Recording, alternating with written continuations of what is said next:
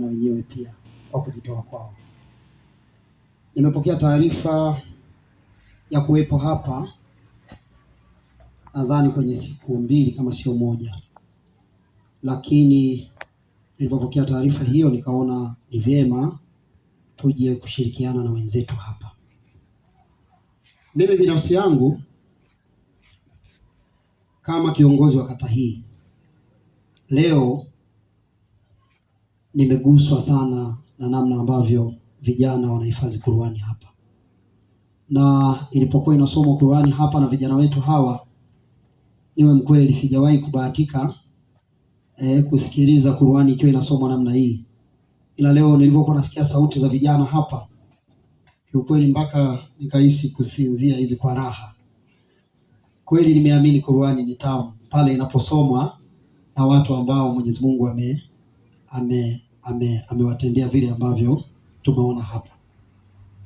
Nisiwe na mambo mengi, baada ya kupata taarifa kuja hapa, niliona ni vyema kama kiongozi wa kata hii niwabebee vijana hawa zawadi japo kidogo.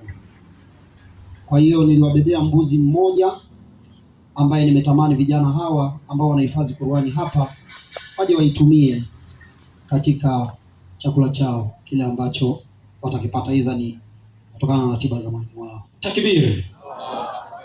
Lakini pia nilikuwa nazungumza na rafiki yangu hapa, diwani wa Kitanzini Abdi Michalazo, nikauliza hao wenzetu wanavyohifadhi Qur'ani huwa wanatumia nini kujifunzia.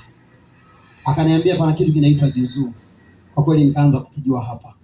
Kwa hiyo nimeomba kwamba hadhara hii pamoja na walimu pamoja na wanafunzi ambao wako hapa, naomba niwachangie shilingi 100,000 kwa ajili ya kununua hizo juzuu. Takbir. Ili watoto wengine waweze kuendelea kujifunza kuhifadhi Qur'ani tukufu.